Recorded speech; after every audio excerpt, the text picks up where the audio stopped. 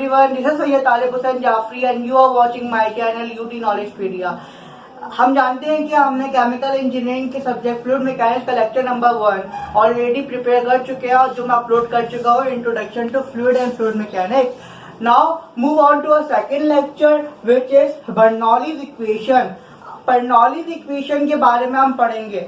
Bernoulli's equation क्या है, उसके बारे में, उसकी डेरिवेशन किस तरह होती है, वो हम इस पूरी वीडियो में करेंगे। कि सबसे पहले मैं आपको बोलूंगा लेक्चर स्टार्ट करने से पहले कि प्लीज मेरे चैनल को सब्सक्राइब कीजिएगा, लाइक कीजिए एंड शेयर कीजिएगा। और अगर आपको कोई भी क्वेश्चन हो, कोई भी क्वेरी हो तो आप मुझसे कमेंट सेक्शन में पूछ सकते हैं। Now let's move on to a topic, it's Bernoulli's equation. इसमें बर्नौली एक साइंटिस्ट है जिन्होंने हमें एक पाइप के अंदर जो भी फ्लूइड फ्लो हो रहा होता उसके बारे में बताया था कि उसके दौरान उस पाइप में फ्लूइड फ्लो होने के दौरान जो भी क्रॉस सेक्शन 1, क्रॉस सेक्शन 2 या कोई भी दो पॉइंट के दरमियान जो फ्लूइड की जो एनर्जी होती है उसकी कंजर्वेशन के बारे में बताया था।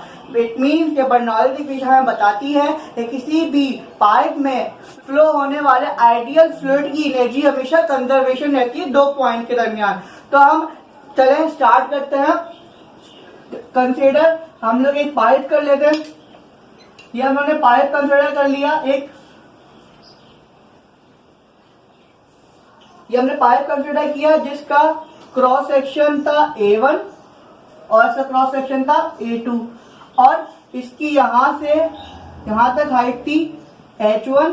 हम सपोज कर लेते हैं ये हमारा ग्राउंड था। ग्राउंड लेवल से हम लोग इसकी कैलकुलेशंस को अज्यूम करेंगे और हाइट को अज्यूम करेंगे और क्रॉस सेक्शन 2 की हमारी जो हाइट थी वो थी स्मॉल h2। अब हम जानते हैं, मैंने यहाँ बात करी कि पाइप के अंदर फ्लूइड फ्लो रहा है और वो है आइडियल। बर्नौलीज इक्वेशन अप्लाई जब आइडियल फ्लूइड्स फ्लो होती है। पहले हम समझते हैं कि आइडियल फ्लूइड्स क्या होते हैं। आइडियल फ्लूइड्स ऐसे फ्लूइड होते हैं जो कि स्टेडी फ्लो में हो, स्टेडी फ्लो करते हो, इररोटेशनल फ्लो करते हो। इररोटेशनल फ्लो मीन्स कि उसके अंदर मौजूद जो फ्लूइड के पार्टिकल्स हैं वो एक दूसरे पे किसी भी किस्म का फ्रिक्शन फोर्स अप्लाई नहीं करते हो।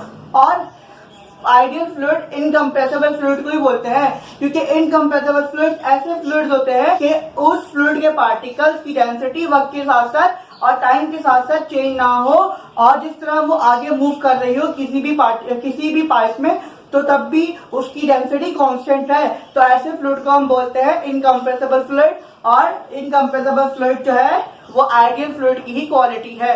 तो हम चेक करते हैं क्या, जैसे सपोज हमारा एक फ्लूइड है जो कि एंटर हो रहा है इस पाइप के अंदर और स्टेडी फ्लो में है। और हम जानते हैं स्टेडी फ्लो के साथ साथ जो हमारा फ्लूइड है वो इनकम्प्रेसिबल है। इनकम्प्रेसिबल मीन्स उसकी डेंसिटी चेंज नहीं हो रही with the passage of time.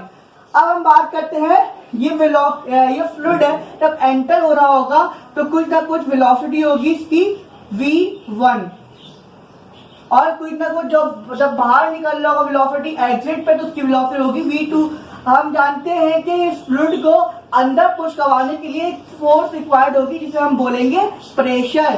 Cross section 1 पे इसका प्रेशर होगा P1 जो कि फ्लूइड पे लग रहा होगा और क्रॉस सेक्शन 2 पे जो इसका प्रेशर होगा फ्लूइड का जो एटमॉस्फेयर पे लगा रहा होगा वो होगा हमारा P2। ये कुछ पैरामीटर्स हमारे पास। इन पैरामीटर्स को मद्देनजर रखते हुए हम लोग अपनी एनर्जी कंजर्वेशन चेक करेंगे क्रॉस सेक्शन 1 पे और क्रॉस सेक्शन 2।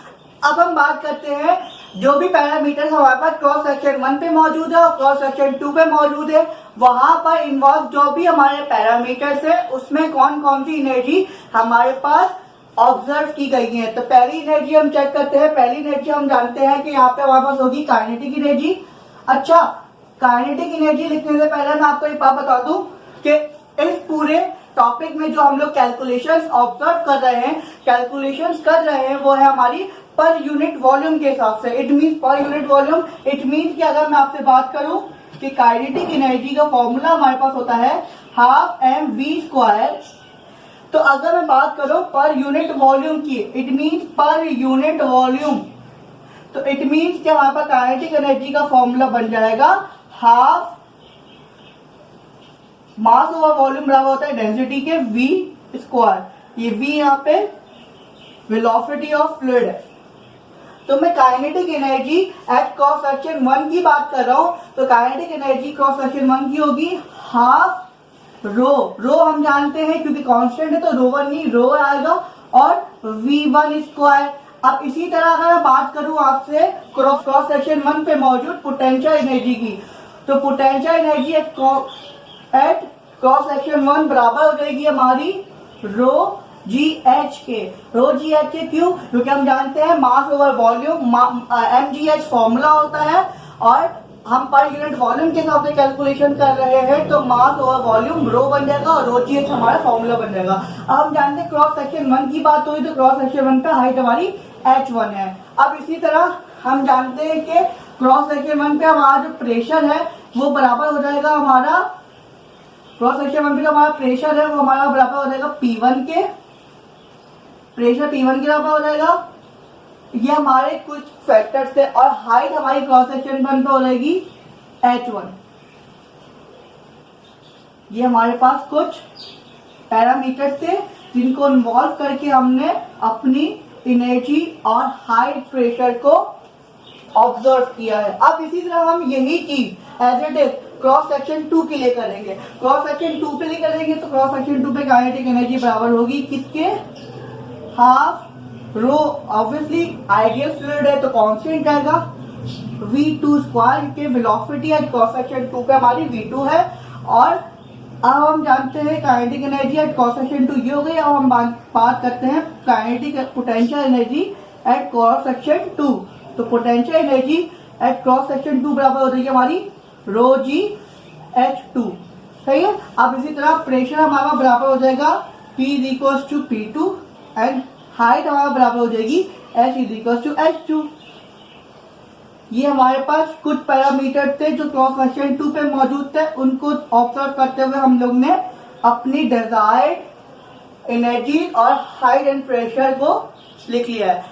अब हम बात करते हैं वर्क एनर्जी थ्योरम की। वर्क एनर्जी थ्योरम क्या बोलता है? वर्क एनर्जी थ्योरम बताता है कि टोटल वर्क किसी भी सिस्टम पे किया गया बराबर होता है sum of change of kinetic energy and potential energy. सही है। Sum of change of potential energy and change of kinetic energy के बराबर होता है टोटल वर्क। तो हम लिख देंगे अकॉर्डिंग टू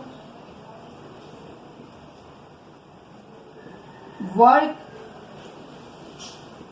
एनर्जी थ्योरम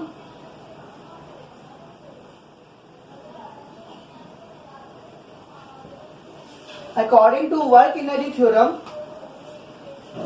हमारे पास वर्क बराबर होता है total work is equal to delta E. अब डेल्टा ई में हमारे पास delta P plus delta E हो जाएगा, सॉरी डेल्टा के हो जाएगा। अब डेल्टा पी हमारे पास बराबर होता है रो G h2 minus rho G h1। इसी तरह पोटेंशियल एनर्जी का बराबर हो जाएगा half rho v2 square minus half rho v1 square. और यहाँ पे टोटल वर्क बराबर होगा P1 माइनस ऑफ P2 के। नाउ हम जानते हैं कि हमारे पास टोटल वर्क बराबर था P1 माइनस P2।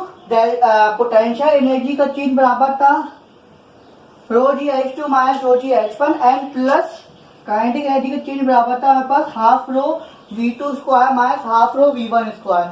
अब ये हमारे पास एक इक्वेशन फॉर्म हो गई है। अब हम इसको सिंपल सॉल्व करेंगे। इस तरह के क्रॉस सेक्शन 1 की जो एनर्जीज है हम उसको एक तरफ ले जाएंगे, क्रॉस सेक्शन 2 की एनर्जीज को हम एक तरफ ले जाएंगे। तो हम क्या करेंगे यहाँ पे P1 यहाँ पे माइनस का रो जी h1 है, ये इधर के प्लस का रो जी h1 हो जाएगा। क्योंकि हम जानते हैं क्रॉस सेक्शन 1 की तमाम चीजों को हम एक तरफ कर रहे हैं, क्रॉस सेक्शन 2 की एनर्जी को एक तरफ कर रहे हैं, तो यहाँ पे हो जाएगा माइनस का हाफ रो v स्क्वायर, जहाँ पे प्लस का half rho v1 square is equals to किस चीज के? अब देखें हमारे पास इस साइड पे ये रहा और ये रहा, ये माइनस का आगे प्लस हो जाएगा तो होगा P2 plus rho G h2 plus half rho v2 square. अब हमारे पास ये इक्वेशन फॉर्म हो गई है। आप गौर से इसको ऑब्जर्व करें तो हमें पता चलेगा यहाँ पे हमारे पास कोई टर्म्स है। अब पहले तो मैं आपसे एक बात कर लेता हूँ कि हमारे पास ये टर्म्स क्या है। ये टर्म्स हमारे पास कहलाती हैं स्टैटिक प्रेशर, स्टैटिक प्रेशर, और ये टर्म कहलाती है हमारे पास क्या, काइनेटिक प्रेशर, काइनेटिक प्रेशर। तो एक तो अगर मैं आपसे ये कहना चाहूं P plus rho g h plus half rho V square is equals to constant, इस पूरी इक्वेशन को चेक करते हुए तो हमारे पास ये कहना गलत नहीं होगा। अब हम जानते हैं जो हमने कैलकुलेशन की थी हम लोगों ने पर यूनिट वॉल्यूम के हिसाब से। हम करना चाह रहे हैं per unit weight, per unit weight के हिसाब से। अब पर यूनिट वेट के हिसाब से करेंगे इसी कैलकुलेशन। तो एक बात याद रखिएगा, ये जो हमारे पास इक्वेशन आई है पर यूनिट वॉल्यूम की है, ये इक्वेशन हमारे पास है पर यूनिट वॉल्यूम। अब हम पर यूनिट वेट के लिए करना चाहते हैं तो पर यूनिट वेट के लिए हम जानते हैं पूरी इक्वेशन को डिवाइड कर देंगे डिवाइडेड बाय रो जी से। तो हमारे पास जो भी इक्वेशन आ जाएगी वो हमारे पास होगी पर यूनिट वेट के हिसाब से। तो पूरी इक्वेशन को अगर मैं कर रहा हूं तो यहाँ पे हो जाएगा P1 over rho g plus rho जी से रो जी डिवाइड करेंगे तो कैंसिल हो जाएगा, फिर बच जाएगा H1 प्लस यहाँ पे रो से रो कैंसिल आउट हो जाएगा, आंसर आ जाएगा V1 square over 2G is equals to, इसी तरह similarly P2 over rho g plus का H2 बच जाएगा क्योंकि रो जी से कैंसिल आउट हो जाएगा, प्लस का V2 स्क्वायर ओवर 2G। तो हमारे पास एक इक्वेशन और फॉर्म हो गई है। इस इक्वेशन को हम बोलते हैं Bernoulli's equation per unit weight. तो इसी तरह मैं इस इक्वेशन को भी लिख सकता हूं कि P over rho g plus का H प्लस का V square over T 2G is equals to constant in pipe for any ideal fluid. Okay, तो पता चला हम लोगों को कि बर्नौलीज इक्वेशन क्या है। बर्नौलीज इक्वेशन हम लोगों को किसी भी पाइप के अंदर मौजूद दो पॉइंट के दरमियान एनर्जी कंजर्वेशन के बारे में बताती है। बर्नौलीज इक्वेशन किस चीज पे अप्लाई होती है, कौन से फ्लूइड के लिए एप्लीकेबल है? ये सिर्फ और सिर्फ आइडियल फ्लूइड के लिए एप्लीकेबल है। आइडियल फ्लूइड क्या होता है ये मैं आपको एक अलग वीडियो में भी पूरा डिस्क्राइब कर दूंगा। अभी भी एक बता देता हूँ कि आइडियल फ्लूइड क्या होता है।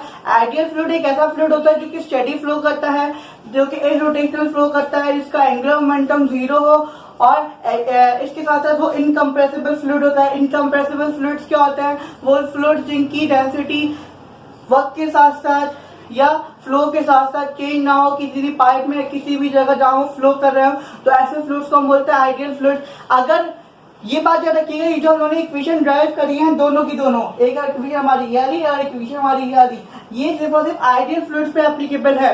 अगर हम आइडियल फ्लूइड्स के अलावा रियल फ्लूइड्स की बात करें तो उन पे ये अप्लाई नहीं हो सकती। क्यों नहीं हो सकती? क्योंकि याद रखिएगा कि उस इक्वेशन को सॉल्व करते हुए हम लोगों ने बहुत सारी असम्पशन रखी है कि इसमें फ्रिक्शन फोर्सेस नहीं है, ये आइडियल फ्लो है और इनकम्प्रेसिबल फ्लूइड्स है। तो इसके अंदर हमारा जो फ्लूइड है वो एक सिंपल आसानी से फ्लो होगा, जबकि जब रियल फ्लूइड होता है तो वहां पे हमारे फ्रिक्शन की वजह से कुछ लॉसेस पैदा होते हैं, हेड लॉस पैदा होता है, फ्रिक्शन लॉसेस पैदा होते हैं, तो उन सबको हम लोगों ने निग्लेक्ट किया है। तो ये इक्वेशन जो है हमारी, ये सिर्फ और एक आइडियल फ्लूइड के लिए है जिसमें हमारे कोई भी किस्म के लॉसेस नहीं है।